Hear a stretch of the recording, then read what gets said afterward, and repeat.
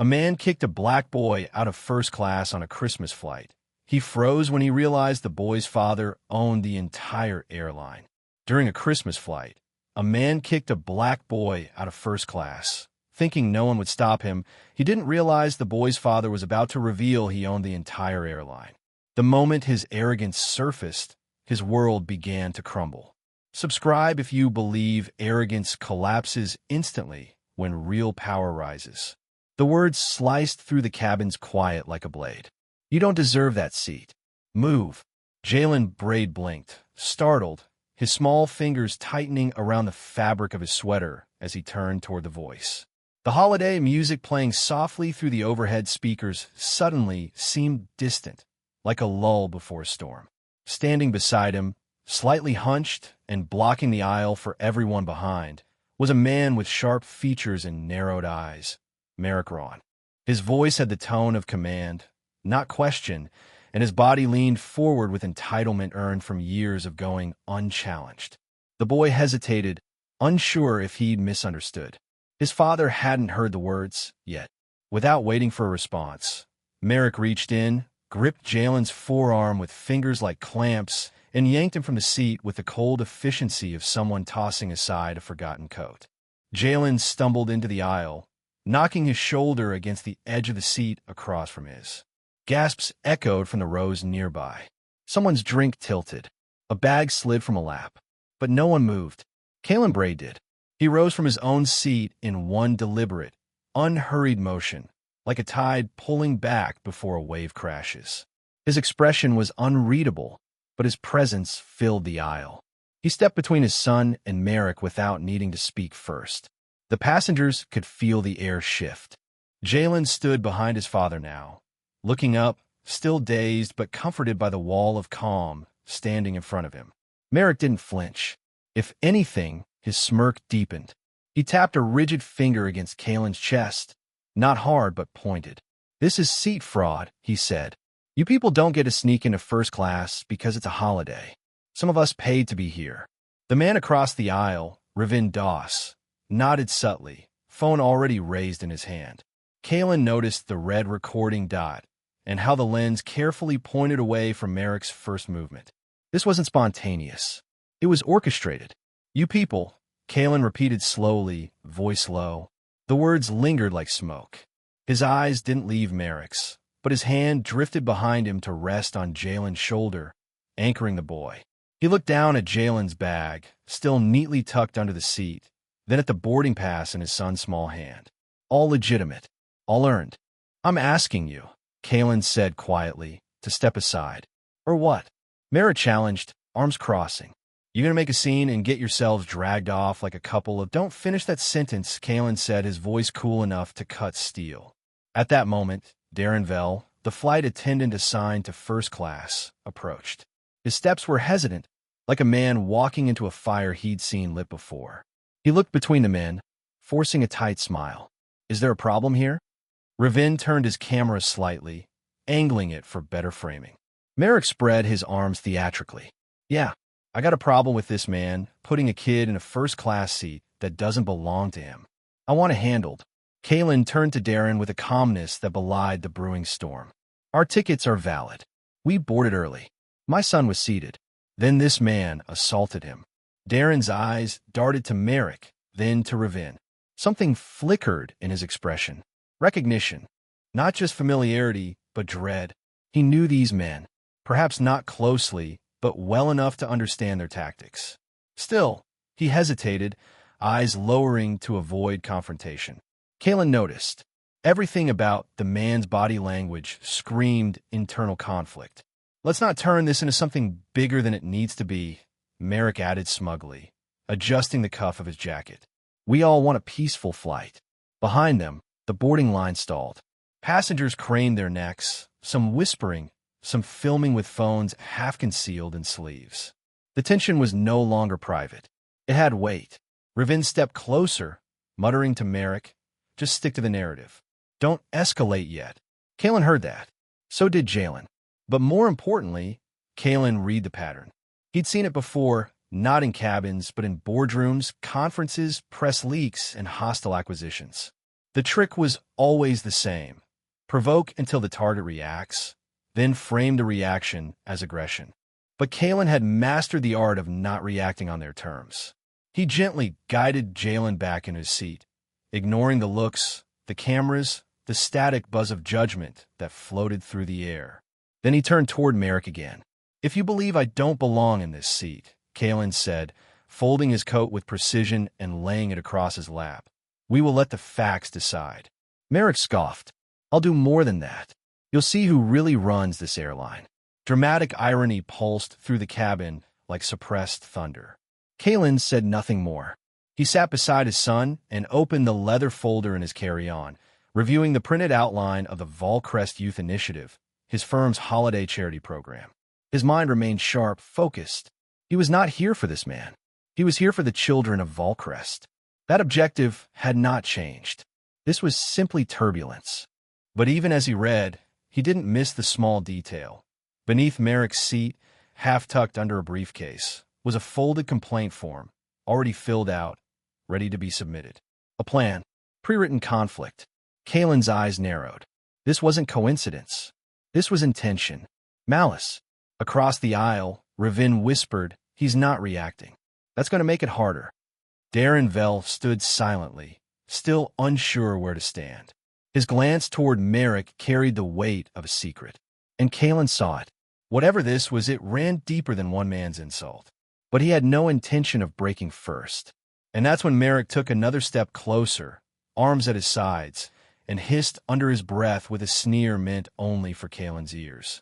"I'm going to enjoy watching you crawl out of that seat." Kalen slowly turned his head, locking eyes with him. "You just made a terrible mistake." Jalen steadied himself, one small hand gripping the cold aluminum edge of the armrest, his eyes wide with confusion and quiet fear. The cabin around them, moments ago filled with soft holiday music and idle murmurs, had gone utterly still. All that remained was a charged silence, broken only by the rhythmic hum of the engines and the faint rustling of jackets as nearby passengers turned to witness the unfolding confrontation. Kalen Braid stood between his son and the man who had just yanked the boy out of his seat. His posture was calm, composed, not confrontational, but it carried a presence that commanded respect.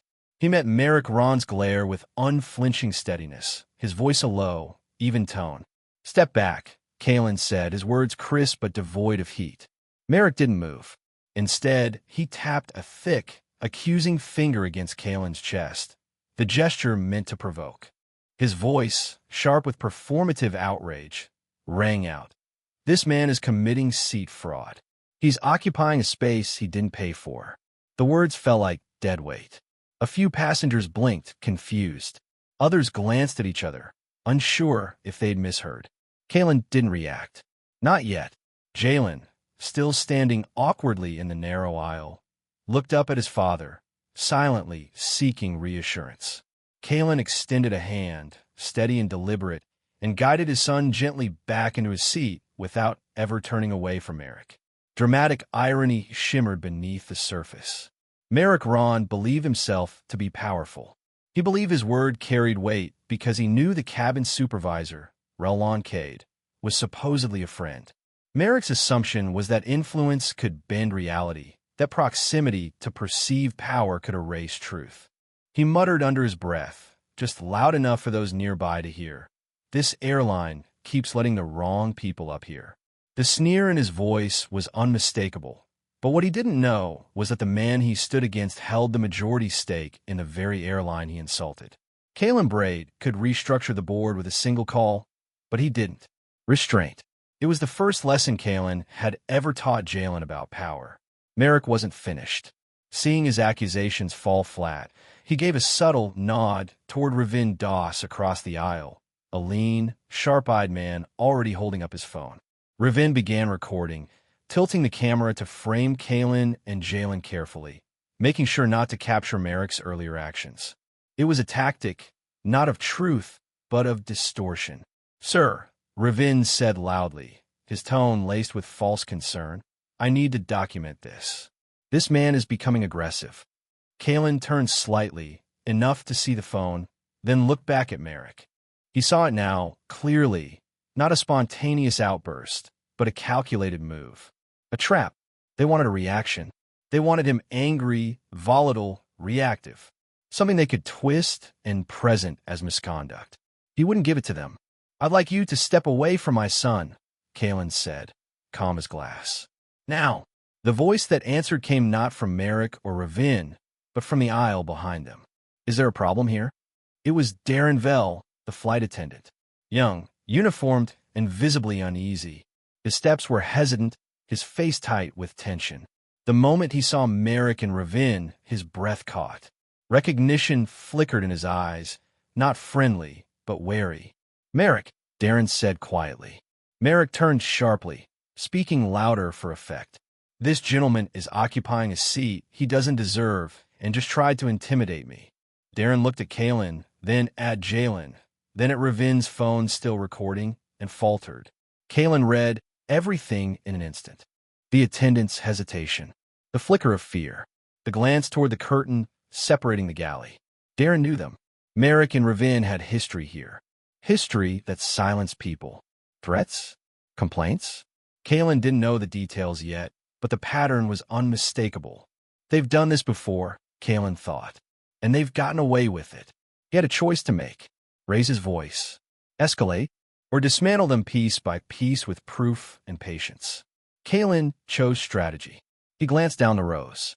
Passengers leaned slightly forward, expressions ranging from concern to curiosity. One man in row 3 lifted an eyebrow, another crossed his arms. Nobody was filming, but everybody was watching. Kalen spoke, slow and clear. "If you believe I don't belong in this seat," he said, turning slightly so his voice would carry, "we will let the facts decide." Ravin's phone remained up, but his hands shifted. There was less confidence now. Kalen sat back down with deliberate calm, his fingertips folding together. Jalen looked at him, puzzled, but more at ease now that he was seated again. Kalen's body language radiated steadiness. Across the aisle, Merrick remained standing, frustrated that his usual tactic wasn't working. He stared at Darren, silently demanding support. But Darren looked down, uncertain. Kalen watched them both. His thoughts moved not in reaction, but in preparation. Get witnesses. Stay composed. Document everything. Let them make the next mistake. Jalen leaned in and whispered, "Dad, why are they so scared of the truth?" Merrick Ron's fingers clutched the silver latch of the overhead bin with more aggression than necessary. With a grunt of entitlement masked as annoyance, he flung the compartment open and reached for a blue and black duffel bag tucked neatly above seat 3A, Jalen's carry-on. Passengers nearby looked up, puzzled, some instinctively checking if it was their luggage being manhandled. "This one," Merrick said loudly, half turning toward the cabin, "doesn't belong up here. It's for first-class passengers only." His voice rang with artificial indignation, but his actions betrayed something deeper, a seething desire to provoke. His fingers curled around the handle, beginning to yank it down. From a seat below, Jalen's head snapped upward in alarm. The boy rose slightly, unsure whether to speak or act. But he didn't have to. Kalen Braid stood. He didn't rise hastily. He unfolded upward like a quiet tide cresting against a wall, the kind of movement that made people instinctively watch. His presence was still. His tone, when he spoke, was softer than the pressure in the cabin. "Put the bag back," Kalen said. The words were neither threatening nor angry, but they carried gravity, so much so that Merrick's fingers hesitated mid-pull. Kalen reached forward, resting one hand gently but firmly on Merrick's wrist. It was not a grip, not a confrontation. It was a command disguised as grace. Merrick yanked his arm free and scoffed. "You've got some nerve touching me like that," he barked, loud enough for row 5 to turn. "Leave it alone," came a quieter voice, Darren Vell, the flight attendant, stepping quickly down the aisle. He was pale, clearly rattled, glancing from Kalen to Merrick with the weariness of someone caught between duty and fear. "Just take your seat, sir. Please." Merrick's lips curled. "This entire row is a joke. That child doesn't even belong here." Kalen turned slightly, shielding Jalen with his body without making it obvious. His calm didn't fade, but behind his eyes, something began calculating. Seat fraud. Merrick spat, jabbing a finger toward Kalen's chest. I bet this whole thing is, what do they call it? Traveling while entitled. Kalen didn't flinch, but his eyes narrowed. Around them, passengers had stopped pretending not to notice. Cell phones were lowered. Eyebrows raised. The atmosphere had shifted. Merrick crossed his arms and raised his voice. You and your boy need to be removed from first class. Call the captain if you have to. This is unacceptable. As if on cue, the soft footfall of polished shoes entered the front of the cabin. Captain Harlan Vess stepped through the drawn curtain from the galley, posture straight, uniform impeccable. His face bore the faint traces of concern and restrained authority. He paused, glancing at the tableau before him. Kalen standing protectively in front of his son, Merrick sneering with righteous fury, and Darren, caught in between, almost deflated with anxiety. Captain, Merrick began, his tone shifting instantly to one of false camaraderie. Finally, there's a problem with passengers in this cabin. I'm requesting immediate reassignment for, sir. The captain interrupted, holding up a hand. His eyes hadn't left Kalen. I'll be hearing from Mr. Braid first, he said firmly. The silence that followed was a thread stretched to its limit. Merrick blinked. His mouth hung open for a beat too long. He looked toward Ravin across the aisle, who offered only a confused shrug. For the first time since boarding, Merrick's confidence faltered. Kalen did not raise his voice, did not offer dramatics.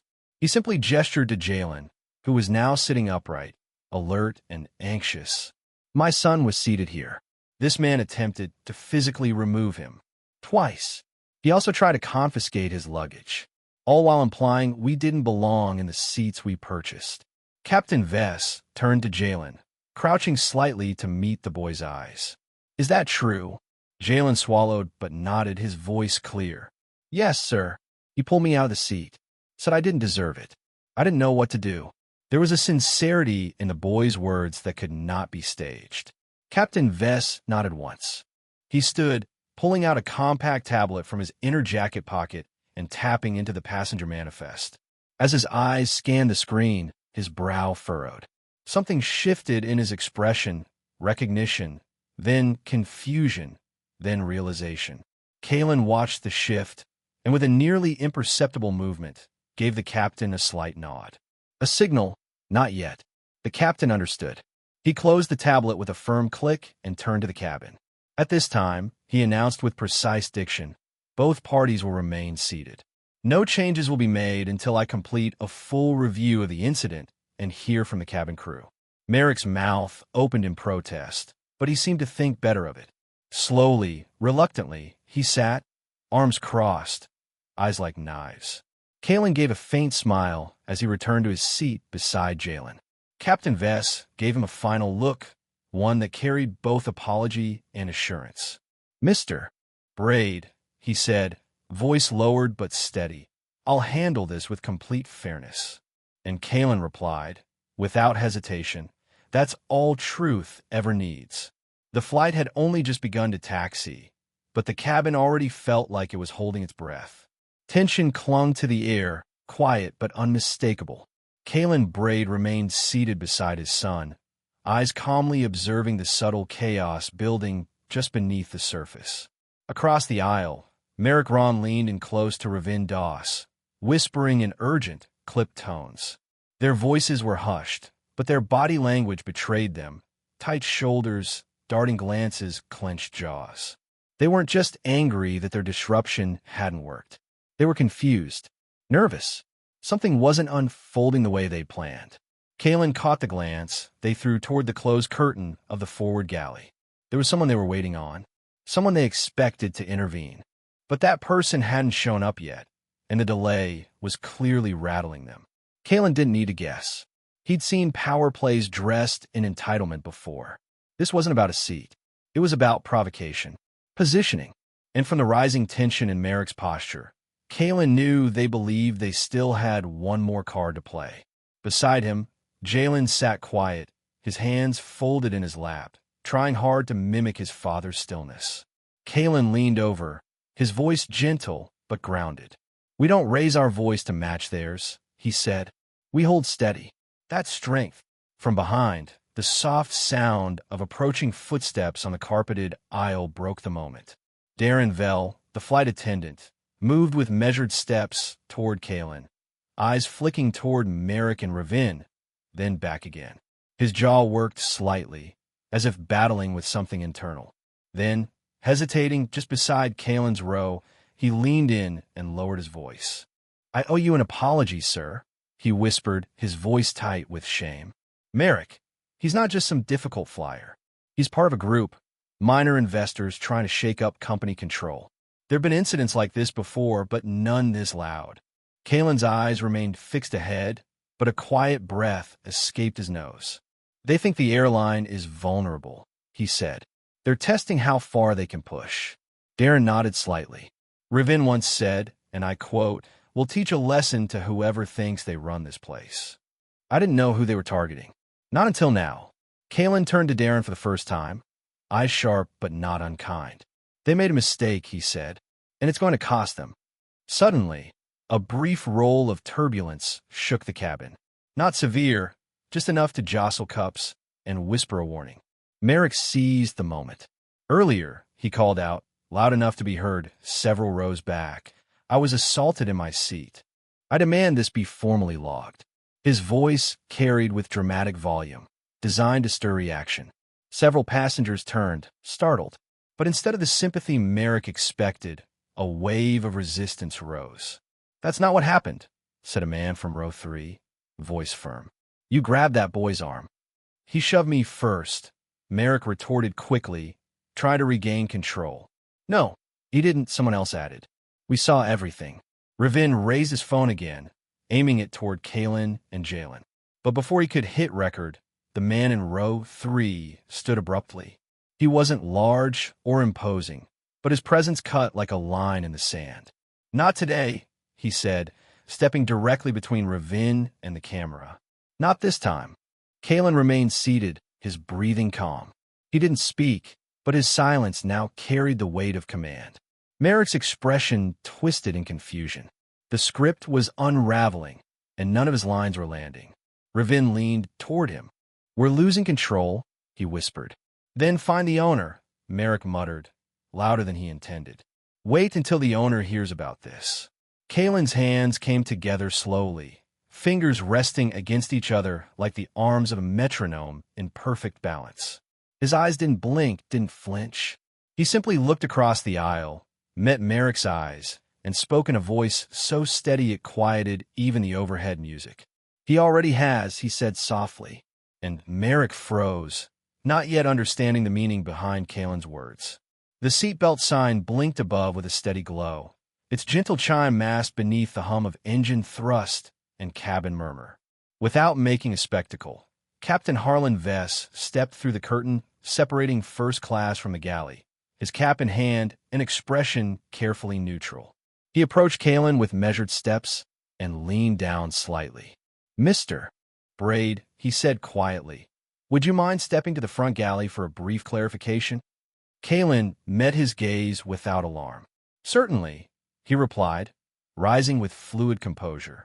From his seat, Merrick Ron smirked and leaned back, assuming the invitation was a prelude to reprimand. He whispered something smug to Ravin Doss, who chuckled beneath his breath. The dramatic irony of the moment went unnoticed by them. Kalen wasn't walking into a warning. He was walking toward control. The galley smelled faintly of coffee and citrus sanitizer. Captain Vess closed the curtain behind them and turned his tablet toward Kalen. The screen displayed the passenger manifest and a highlighted name, Braid, Kalen, Seat 2A. Next to it, a confidential tag marked in blue, Owner Class Clearance. Vess tapped to reveal the attached file. Ownership records updated precisely 3 months ago. The digital signature was unmistakable. Kalen Braid now held 51% controlling interest in Oran Air. I suspected as much, the captain murmured, watching Kalen with a flicker of reverence. But I had to confirm. Kalen's expression didn't change. Treat me as you would any other passenger, he said evenly. I'm not here to be above policy. I'm here to see who respects it when it's tested. Captain Vess nodded slowly, impressed. Understood. Meanwhile, back in first class, Merrick leaned forward loud enough for nearby passengers to hear. First class used to mean something.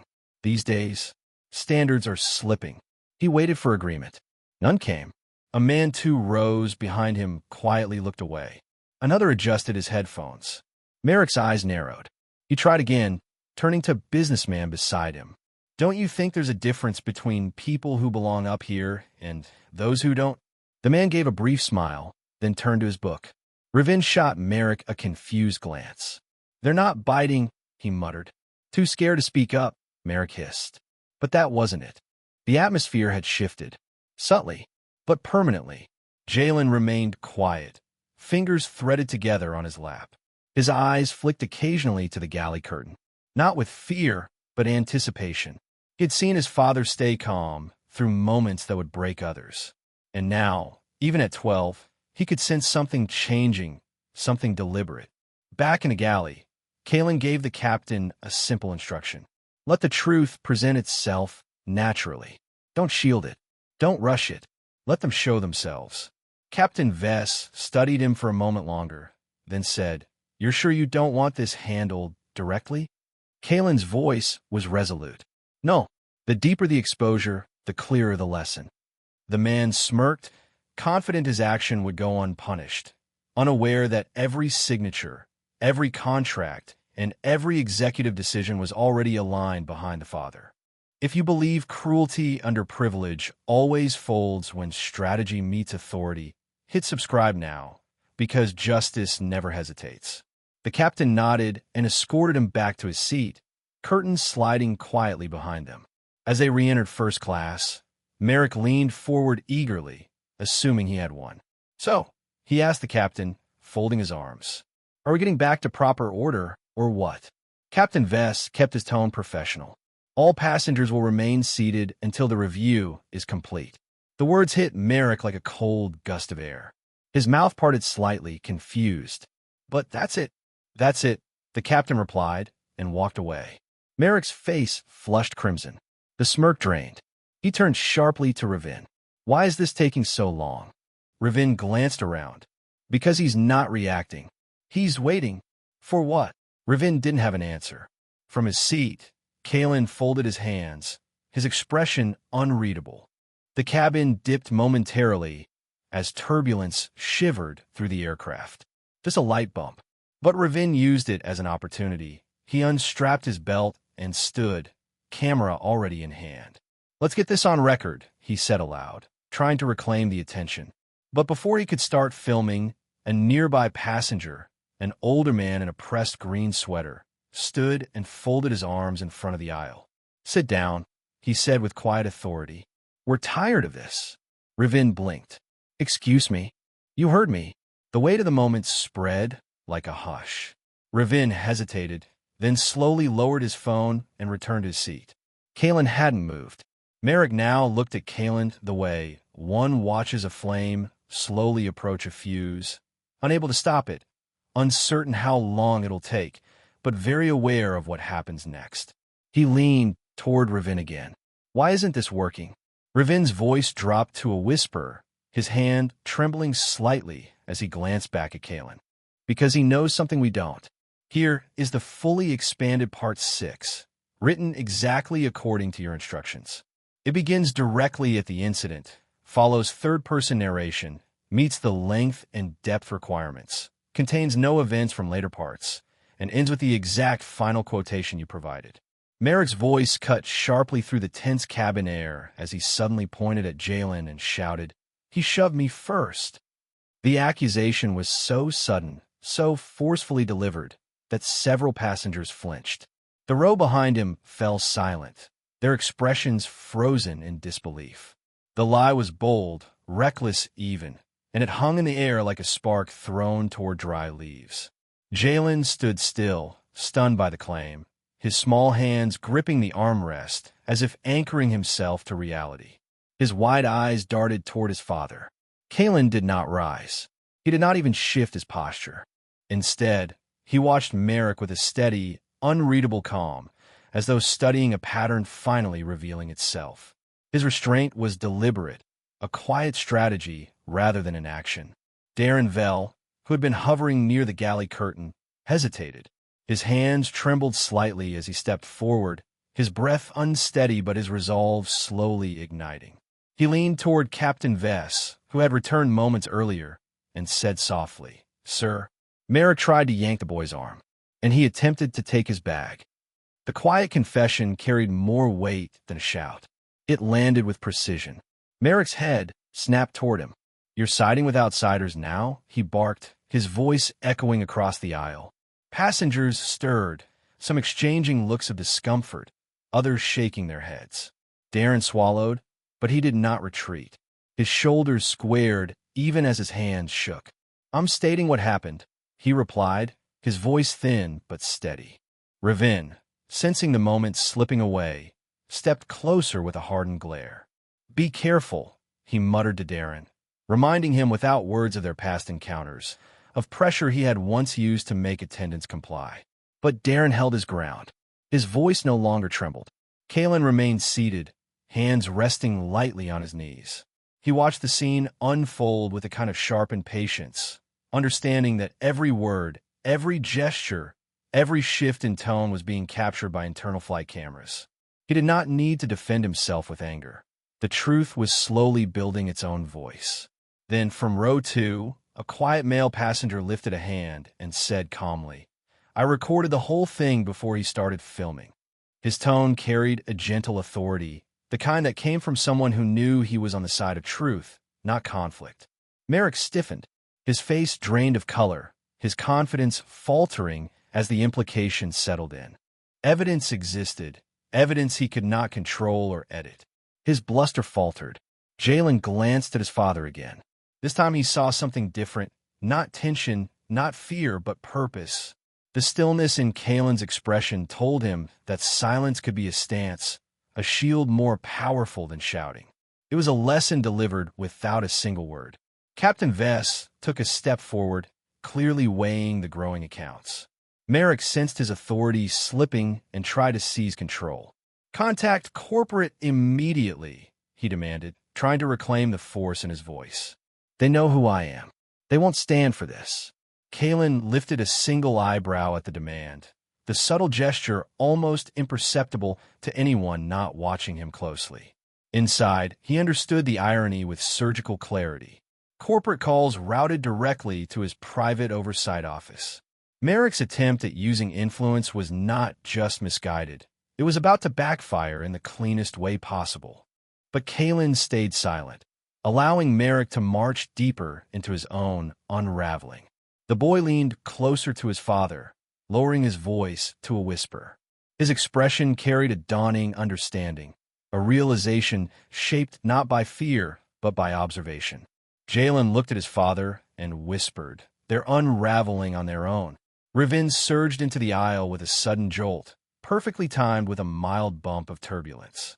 He flailed dramatically, throwing himself sideways as if shoved, then collapsed against the edge of a passenger's seat with a loud grunt. Gasps rippled down the cabin, but they weren't the kind he expected. "Hey!" Ravin cried out, twisting around and pointing an accusing finger at Kalen. "He tripped me." Several passengers immediately reacted. "No, he didn't," said a man in row 2, rising halfway from his seat. "You were 3 steps away from him." "I saw the whole thing," added another, a quiet man from row 4. "He never moved." Ravin blinked, the performance unraveling before his eyes. His expression tightened as he turned to Captain Vess, who had just entered from the galley with purpose in his stride. The captain's tone was no longer patient. "That's enough," Vess said firmly, his voice carrying over the cabin noise. "All personal devices away. No more filming. No more accusations. I'll handle this review directly." Merrick shot to his feet, his voice sharp. "Captain, this man is harassing passengers, provoking incidents," but Vess cut him off with a calm, unshakable reply. "Your account already conflicts with 7 independent witnesses, Mr. On." The authority in the captain's words slammed into Merrick like a sudden drop in altitude. His face reddened, and his mouth opened to argue, but nothing came out. Kalen, still seated beside his son, placed a calming hand on Jalen's shoulder. He didn't even glance at Ravin or Merrick. Instead, he quietly pulled his tablet from the seat pocket and tapped into a secure network hidden behind multiple authentication layers. Orinair's internal leadership interface opened, displaying a holiday broadcast. New year, new vision. Reform begins now. Below it, a confidential dashboard tracked investor behavior, including recent anonymous reports filed by Group 9A. Kalen exhaled silently. Now, it was clear this wasn't a personal vendetta. Merrick and Ravin weren't just cruel. They were part of a calculated attempt to discredit Orinair's leadership by inciting controlled chaos mid-flight. He leaned slightly, speaking in a voice only Jalen could hear. This isn't just about us. They're trying to break something bigger. Jalen nodded, watching his father's unwavering focus. Across the aisle, Merrick leaned toward Ravin, whispering furiously. It's not working. Why isn't this working? Ravin's hands were shaking. He's too calm. It's like he knows we're bluffing. Because he does, muttered a passenger behind them. Then, quietly and with no fanfare, the man in seat 3B stood up. He was tall, with a silver beard and a gray overcoat. He had watched everything in silence, until now. Captain, he said clearly, if you're taking statements, I'll start. The entire cabin stilled. Kalen's eyes flicked toward the man, meeting his gaze with a nod of gratitude. It was happening. Truth was aligning itself without force. Merrick, still on his feet, spun around. This is absurd. He wasn't involved, he's biased. But the man raised an eyebrow and replied coolly, You think I need to know someone to recognize cruelty? The balance of power shifted tangibly. Passengers who had stayed quiet now began murmuring, glancing at Kalen not with suspicion, but with respect. The tension in the cabin was no longer from fear, it was from reckoning. Captain Vess gave a sharp nod. Thank you, sir. We'll begin with you shortly. Ravin slumped into his seat. Merrick followed, slow and reluctant. Their postures, once aggressive and domineering, now seemed deflated. Kalen stood. He did it slowly, deliberately, not to threaten or posture, but to center the moment. He stepped into the aisle, turned to Merrick, and spoke without raising his voice. You picked the wrong truth to challenge today. Both of you. Galley.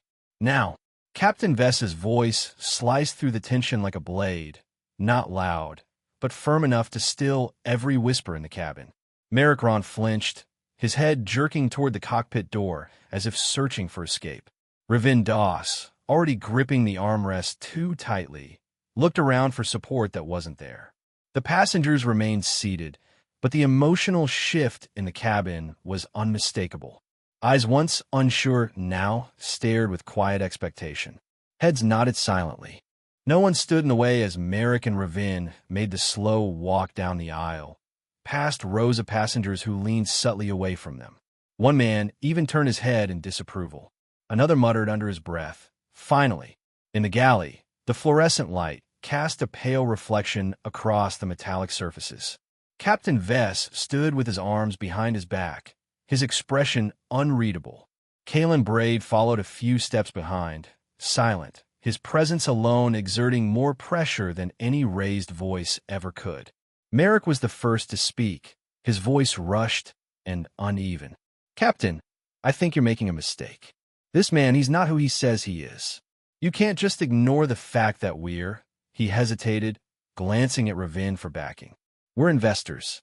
The airline can't afford to alienate its backers. Captain Vess didn't blink. This isn't about status. This is about conduct. You were asked to present your case. That time is now. Ravin stepped forward, attempting to regain composure. We've supported this airline for years. We've raised concerns about mismanagement, declining service, and Kalen raised a hand gently, interrupting without a word. His gaze was level, his voice controlled. What exactly, he asked, eyes locked on Merrick. Do you believe your influence allows you to do? Merrick straightened. The smugness in his tone cracked like aging paint, but he pushed forward anyway. I could take my concerns straight to the owner, that's what. A beat of silence followed. Captain Vess looked to Kalen, who gave a small nod, measured, patient final. The captain turned his tablet screen toward the group. He tapped through several encrypted files, then presented the display to Merrick. Air ownership structure. Primary stakeholder, Dr. Kalen Braid, 51% controlling interest. The color drained from Merrick's face. His mouth opened, but no sound came. He stepped back instinctively, shoulders jerking slightly as if recoiling from a blow. Ravin's heel caught the galley counter with a loud clang as he stumbled, one hand shooting out to steady himself. Darren Vell, who had entered quietly moments earlier, stood frozen behind them, then finally exhaled, as though he'd been holding his breath since the plane left the ground. Kalen didn't move. He didn't smirk, didn't gloat. He simply looked at Merrick and asked again, calmly, clearly, "Why did you believe you could remove a child from a seat he paid for?" Merrick swallowed hard. "It wasn't, I didn't mean it was just, I thought there'd been a mistake." "That maybe you didn't ask," Kalen said. "You grabbed him." Silence. "You judged a child because you assumed the world worked the way you wanted it to," Kalen continued, his voice steady, his posture still. "It doesn't." Merrick blinked rapidly. A soft tremble began in his fingers. His suit, once carefully pressed, now clung uncomfortably to his frame under the heat of shame. Behind him, Ravin muttered a barely audible, "I'm sorry," though his eyes were on the floor. Kalen turned to Darren, who was watching quietly with a mixture of relief and astonishment. "You all right?" Kalen asked. Darren nodded slowly. "I am now, sir." The word sir hung heavy, no longer rooted in job protocol, but in earned respect. Captain Vest stepped back and tapped his tablet once more, logging the final timestamp of the exchange. Every second from the moment Merrick had touched Jalen had been recorded. Statements, camera footage, witnesses, everything was now in motion. Kalen turned to leave, but paused at the doorway. Merrick still hadn't spoken. He didn't need to. As Kalen stepped back into the cabin, the quiet resumed, but it wasn't the silence of fear or confusion. It was the stillness of truth settling into place. Passengers lifted their eyes toward him, some nodding.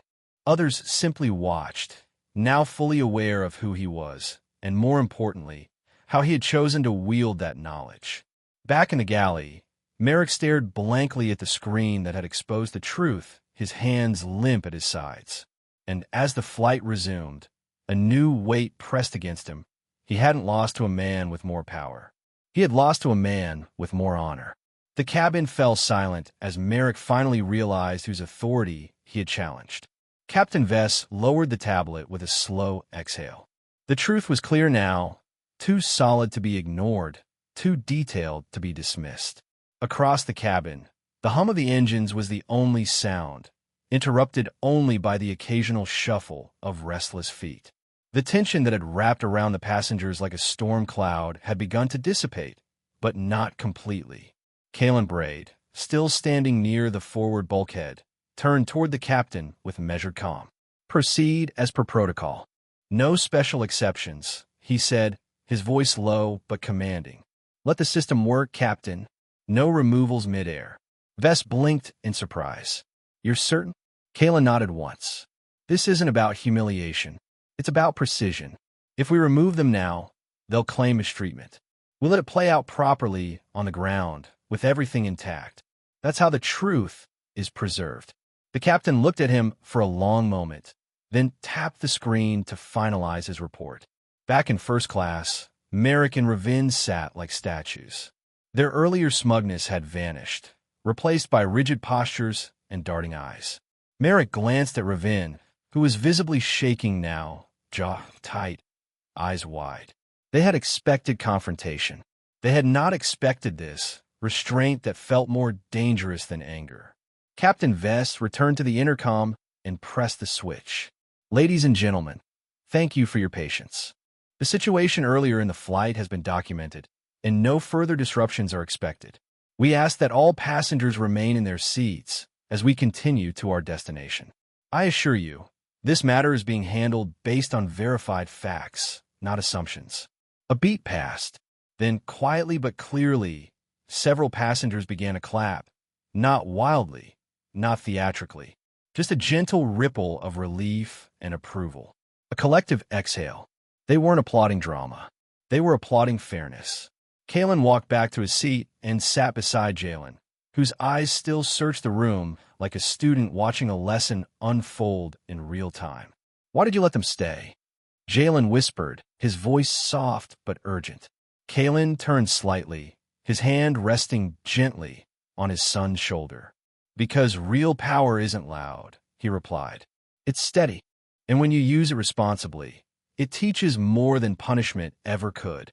Jalen looked at him with growing admiration, trying to understand the weight of those words. In the galley, Captain Vess finalized the mid-flight incident report. 9 passenger statements, corroborating video footage, and crew testimony were now logged and synced with the airline's internal system.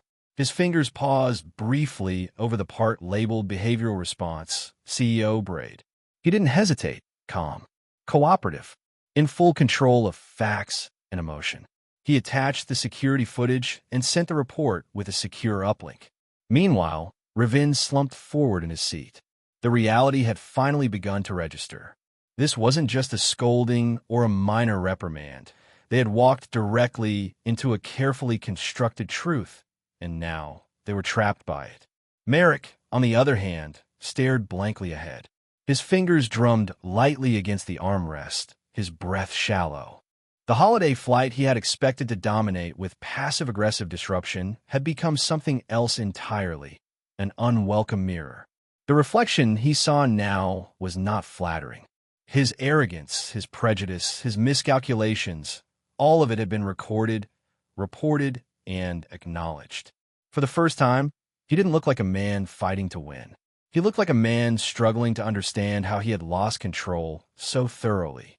Outside the windows, the night sky stretched endlessly, broken only by the scatter of distant stars and the faint glow of red and green lights reflected from a wing. Holiday lights had been carefully woven into the interior of the aircraft, small bulbs above the cabin doors, a soft instrumental carol playing through the speakers. But the mood was not cheerful. It was reflective, somber, a space suspended between confrontation and conclusion. Kalen leaned back, watching his son's profile in the dim light. Jalen had grown so much in the last year, more in wisdom than in age. And tonight, he had seen firsthand how truth did not require shouting to be powerful. "Truth," Kalen murmured, "has its own timing. You don't force it. You guide it." Jalen nodded slowly. The lesson had landed. Farther up, the seatbelt light chimed softly. Cabin crew moved methodically, checking rows, offering water to tense passengers, maintaining normalcy with practiced professionalism. But everyone knew something deeper had shifted. The captain sent a final confirmation message to ground control. 2 passengers flagged for misconduct. Corporate and security requested a gate. No removal requested in air. No disruption ongoing. As the aircraft continued its smooth glide through clear skies, there was no shouting. No last-minute attempts at drama. Only quiet and understanding. Merrick crossed his arms, jaw tight. The humiliation hadn't fully set in yet, but it was close. He still didn't know that Kalen had ordered the full report to be reviewed on the ground with no public removal. He thought, perhaps foolishly, that this was mercy, but it wasn't. It was accountability in its most unshakable form. The cabin lights dimmed slightly in preparation for descent, casting a gentle glow across the faces of those who had witnessed the confrontation from beginning to end. The passengers now knew what leadership looked like under pressure, not in speeches or titles, but in silence, clarity, and control. Jalen looked out the window at the moonlit clouds. In their shimmering reflections, the flight felt less like a trip and more like a journey toward truth. He turned back to his father, voice steady. And as Merrick watched Kalen in silence, he knew the landing would change everything. The aircraft jolted slightly as it began its gradual descent toward Volcrest City, and with it, a subtle shift swept through the first-class cabin. The lights dimmed slightly, casting a gold hue over the seats and tray tables. Outside, the horizon glowed faintly with the last blush of evening. Inside, silence hung like a thick curtain. Kalen Braid, sat motionless, his back straight against the leather seat, eyes focused on his tablet, where the final adjustments to his holiday scholarship initiative were neatly displayed.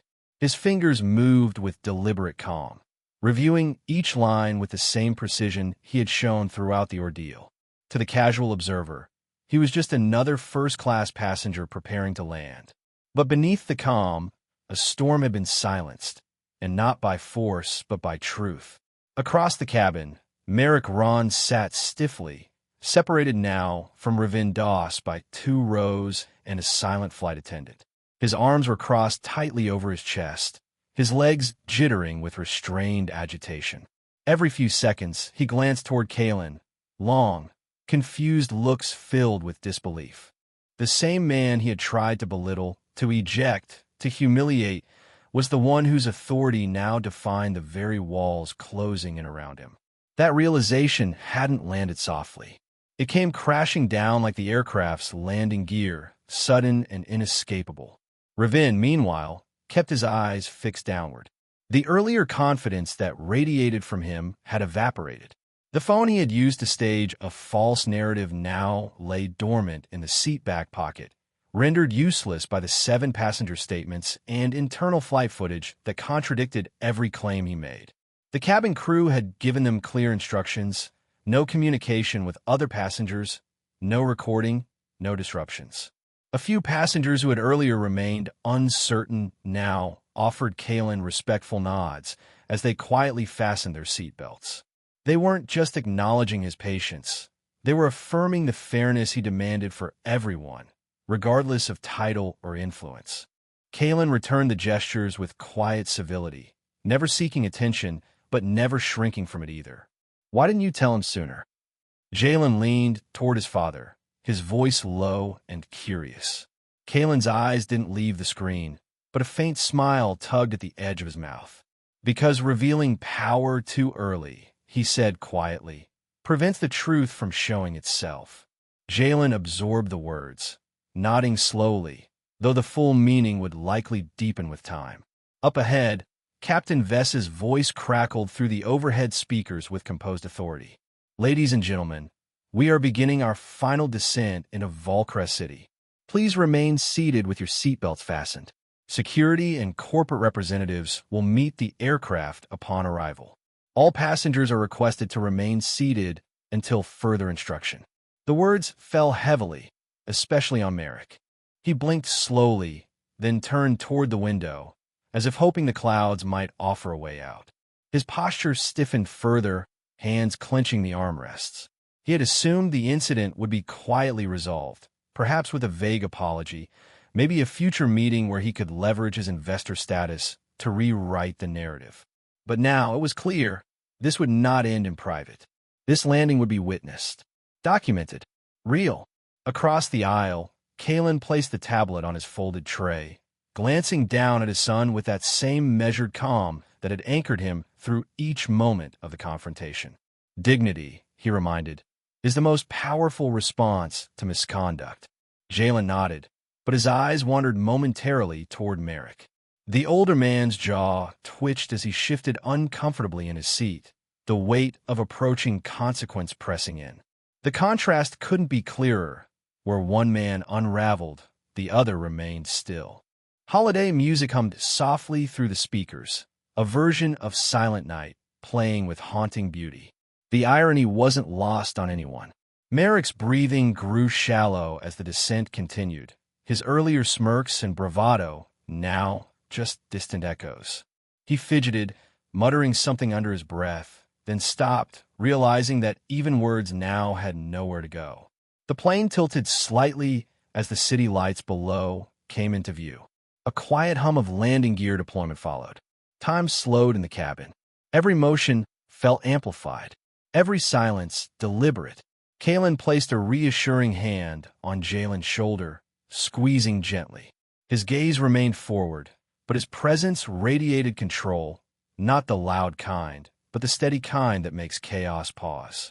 Behind them, the shadows of Merrick and Ravin loomed smaller than they had just hours ago.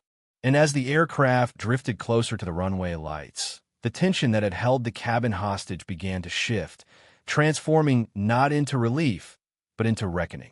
Jalen leaned closer to the window, eyes reflecting the growing dots of light below. Then he whispered the words that cut through the cabin more sharply than any announcement could. "Truth is landing with us." The aircraft rolled to a smooth stop at Gate 12. A tense hush settled over the cabin, as if even the air had paused in anticipation. No one unbuckled. The passengers remained seated, following the captain's earlier instruction. The usual flurry of motion that came with landing was replaced by a taut silence, broken only by the distant sound of a jet bridge locking into place. Then, the cabin door hissed open. Two uniformed security officers stepped aboard, flanked by a third man who moved with quiet authority. He was tall, well-built, dressed in a tailored navy overcoat, and carried a digital notepad under one arm. His presence was calm, but commanding. "Draven Corps, Oran Air Corporate Investigations," he said to the captain, who met him at the front. "Captain Vess, thank you for the summary." Captain Vess nodded and motioned for him to continue. "They're all still on board, as you requested." Draven's eyes scanned the cabin methodically, taking in the tense posture of passengers, the hunched figure of Merrick Ron, now fidgeting with the hem of his jacket, and the detached calm radiating from a man seated beside a boy, Kalen Braid. Draven turned toward the passengers and spoke with measured clarity. "We'll begin by speaking with all directly involved individuals. Please remain seated until called. First, Mr. Braid." Kalen stood slowly, adjusting his cufflinks. His posture was steady, composed. Jalen glanced at him nervously, but Kalen offered a calm smile. As he approached the front of the plane, Merrick muttered under his breath, "Now, we'll see if he hides behind his money." But what followed defied Merrick's expectations. Inside the front galley, Draven gestured to a quiet corner and opened his notepad. "Mr. Braid, if you prefer to speak in private later, I can arrange that." Kalen shook his head. "Here's fine. I only ask one thing," he said, voice even. "Handle this by procedure alone. No reference to my ownership unless it's necessary for documentation." Draven paused, surprised, not by the request itself, but by the consistency with what he had heard of Kalen's leadership. "Understood," he said. "That speaks well of you." Meanwhile, back in the cabin, Merrick fidgeted in his seat. Ravin leaned toward him and whispered, "Why hasn't he said anything yet? Why isn't he retaliating?" "Maybe he's waiting until we're off the plane," Merrick muttered. But even as he spoke, the tremble in his fingers betrayed him. One by one, passengers were called forward. Each man stepped carefully into the aisle, provided a statement, and returned to their seats with a new clarity in their eyes. The story aligned every time. Merrick had yanked a child from his seat, provoked a response, and weaponized deception to cover his actions. Darren Vell, the flight attendant, spoke next. Though nervous at first, his voice gained strength as he recounted what happened. He grabbed the boy, unprovoked, and then tried to spin it into a misconduct claim. He looked at Kalen and added, "I almost resigned because of him once. I'm glad he stayed." Draven nodded silently, recording each statement with precision. Ravin, realizing the tide was shifting, tried to interrupt a passenger mid-statement. "He's lying. That guy doesn't even know us." Draven didn't raise his voice. "He didn't have to. Interfering will harm you further," he said, locking eyes with Ravin. "Let the man speak." Ravin sank back into his seat. The most damning moment came when a quiet man from row 2 stepped forward and pulled out his phone. "I didn't mean to film it at first," he said. "But when I saw the boy being pulled like that, I hit record." He played the footage. The moment played in high resolution, Merrick's hand gripping Jalen's arm, the shove, the stunned silence that followed. The clip was short, undeniable. The room fell into an even deeper silence, one laced with finality. Kalen, standing near the galley, thanked the man with genuine warmth. "That kind of integrity matters," he said, "especially when it's inconvenient." Merrick's face drained of color. Draven Corps reviewed the final notes on his screen. He tapped a few keys, his brow tightening as the report compiled. Behind him, Merrick's voice was faint, like a man slipping through cracks he thought he could patch with status. This isn't what it looks like. I was protecting standards, but no one responded." Kalen stepped back, folding his hands behind his back. He didn't gloat. He didn't speak. He just stood, centered and composed, while the very architecture of deception unraveled in front of him. Draven turned to Merrick. You will have the opportunity to provide a full written statement. I advise complete honesty. Then he looked down, tapped the final confirmation on his notepad, and closed the device with a subtle but sharp click. Draven closed his tablet and said, "We have enough to proceed." The moment the aircraft doors opened, the calm of controlled descent gave way to a meticulously choreographed disembarkation, one shaped not by routine, but by the aftermath of truth colliding with arrogance. Uniformed staff moved efficiently down the aisles, voices low and professional. Names were called not alphabetically, but by involvement. Passengers watched with quiet curiosity as Merrick Ron and Ravin Das were asked to remain behind, their faces stiff with the realization that this was no longer about saving face. It was about accountability. Kalen Braid and his son Jalen were ushered through a separate jet bridge exit. Neither spoke as they followed the security detail into a private executive wing of the terminal. Jalen kept close to his father's side, absorbing the silence not as fear, but as deliberate calm. Behind them, the murmur of airport life resumed. But inside this corridor, lined with minimalist glass walls and soft LED lighting, the stakes remained high and the air still thick with consequence. They were greeted by a trio of corporate staff, all male, their badges clipped with trembling hands. One of them, a tall executive in his early 40s with a receding hairline and deep worry lines, apologized 3 times in rapid succession. Dr. Braid, we are profoundly sorry for what you and your son experienced today, he said, his voice thin and practiced. Please know we are initiating a full review. Kalen raised a hand gently. Apologies are heard, he said, calm but deliberate. But this wasn't just about personal mistreatment. There's something deeper here, something that's been allowed to grow. They stepped into a private lounge. Floor-to-ceiling windows overlooked the runway, where another Oran airplane was preparing for departure. The contrast was stark. Out there, everything appeared orderly. And here, the real turbulence was just settling. Inside the lounge stood Draven Kaur, already waiting with a tablet in hand. He didn't offer pleasantries. Mr. Braid, he began, acknowledging Kalen's earlier request to suspend the use of titles. You were right. Merrick Ron and Ravin Das have been part of a coordinated pattern. We reviewed complaint logs from the past 6 months. They filed a series of disruptive reports, accusations that seemed random until mapped together. They weren't targeting policies. They were targeting stability. Kalen nodded slowly, his mind connecting the pieces like constellations in a night sky. They wanted to create the illusion of chaos under new leadership, so the board would demand a change. Draven confirmed it with a tap on his tablet. Exactly. They engineered tension, passenger complaints, crew disruptions, investor pressure, all in an attempt to frame the company as mismanaged. But today, the narrative broke. Jalen listened intently, seated quietly beside his father. His fingers traced the embroidery on the armrest, but his eyes remained locked on the adults. Kalen glanced at him, then back at the officials. We can't afford to leave this as just an internal disciplinary matter, he said. This was a structural breach of integrity. I want the investor board reviewed immediately. The youngest executive in the room shifted uneasily. With respect, sir, several of those members still hold significant shares. Kalen's voice remained even, but there was weight behind it now. Shares don't override ethics. Safety and integrity aren't negotiable. Not for passengers. Not for crew. Not for investors. Draven was already drafting the necessary documents. Understood. I'll initiate the restructuring protocol. We'll prioritize individuals with ethical track records, not just financial portfolios.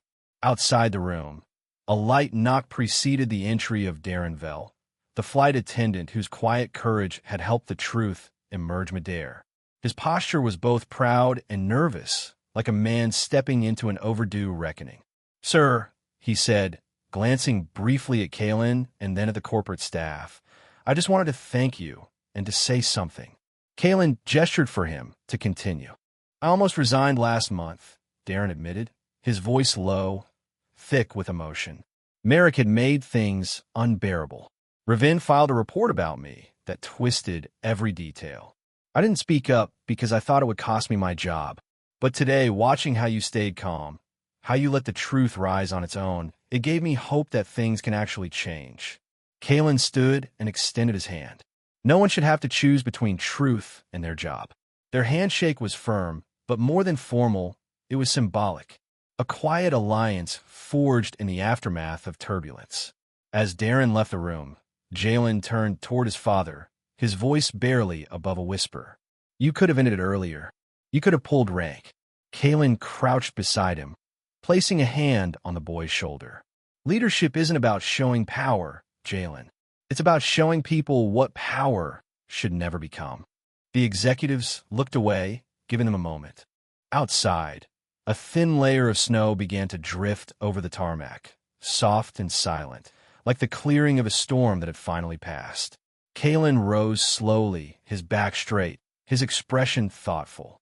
The lounge, once stiff with apologies and reaction, now held something steadier, resolve. Jalen followed his father toward the exit. He didn't ask for more explanations. He didn't need to. What he had witnessed spoke louder than any speech. The lounge door slid shut behind them with a soft hiss. And Jalen realized leadership wasn't about status, but about steadiness. The glass doors of the Volcrest City Education Hall closed behind them with a soft hiss. Snowflakes clung to the shoulders of Kalen Braid's charcoal coat, melting quietly in the warmth of the grand lobby.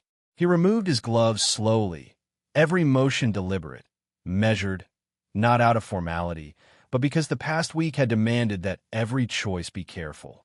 Jalen, standing just to his left, adjusted the collar of his sweater, his eyes scanning the crowd of students and community leaders who filled the glittering reception space. Holiday wreaths adorned the pillars, while soft orchestral music played overhead. The atmosphere pulsed with joy, innocence, and the kind of eager hope only young minds could bring. But Kalen's mind wasn't in the decor. It was in the weight of what had almost derailed this moment. As they walked toward the stage, the hum of conversation dipped into reverent silence. Kalen stepped behind the podium, Jalen just off his shoulder. He looked out at the students, their faces glowing with possibility, and began to speak. Not of the confrontation, not of the insult, but of resilience. We are not measured, Kalen said, his voice clear, by what tries to break us, but by how we choose to build anyway. His words were calm, yet each syllable carried the conviction of someone who had weathered storms without showing the thunder. Jalen watched the audience from the corner of the stage. Not one of them knew his father had faced public humiliation, quiet sabotage, and personal insult just days ago, and responded not with rage, but with precision. That silence was the greatest dramatic irony of all. As the applause faded and the students stood to receive their scholarships, a tall man in a dark suit approached from the side corridor. Draven Core, his tablet rested in his palm, but his expression held something closer to resolution than urgency. It's done, Draven said as Kalen stepped off the stage. The board voted this morning. Merrick and Ravin are out. Kalen didn't respond immediately. He nodded, absorbing it like one absorbs weather, expected but always carrying consequence. Any leaks? He asked quietly. None, Draven replied. Internal memo only. Crew protections, new policies, they're being implemented. Kalen's eyes drifted to Jalen, who stood speaking with two young scholarship recipients, unaware that he had inspired an entire shift in company culture. There's one more thing, Draven added. Merrick, he's asked to meet. Kalen's eyebrows rose slightly, but his voice remained steady. To argue, to apologize. That word landed with surprising weight. After all the performance, the manipulation, the arrogance, Kalen hadn't expected remorse. Still, he nodded. Tomorrow. No cameras. No headloans. Draven left, and Kalen turned back toward the back offices. Moments later, in a quiet room paneled in walnut and warmed by soft yellow lighting, Merrick Ron entered. He looked thinner, less sure of his footing. And he held no phone, no lawyer, no script. Kalen gestured to the chair across from him. "Merrick, Saturday, I won't waste your time," Merrick began, voice subdued. "I failed to see the line between disagreement and disrespect, between ambition and harm." Kalen studied him. There was no smugness, no performative regret, just a man exposed by his own decisions. "Bias isn't always loud," Kalen said. "Sometimes it's a quiet assumption that a father, a child, a name don't belong. You acted on that. You endangered a boy to protect a worldview." Merrick's shoulders slumped. "I see that now. I let power convince me I was untouchable." "Power doesn't protect you from truth," Kalen replied. "It only magnifies what's already there." There was silence. Finally, Kalen stood. "Accountability still stands, but forgiveness allows closure. For my son's sake, I'll accept your apology, but you'll carry what you did." Merrick nodded, not in defeat, but in understanding, and he left without asking for redemption. Later that evening, Kalen and Jalen exited through the education hall's marble front steps. Snow drifted gently from above, settling onto their coats. Jalen walked beside his father, his steps quiet but sure. He glanced up at the man who had just weathered humiliation, confrontation, exposure, and triumph, without once raising his voice. And then, almost in a whisper, the boy spoke. "Truth always finds its seat." Seconds later, the airline's ownership was revealed. The first-class seat became a symbol of humiliation, and the man froze as the cabin realized who held the ultimate power. If you believe real authority strikes with precision, control, and unstoppable force, subscribe now, because justice always lands first. Disclaimer: the story you just watched is fictional. It highlights racism, arrogance, and the consequences of underestimating others based on appearances. Its purpose is to raise awareness, inspire empathy, and encourage reflection on respect, equality, and accountability.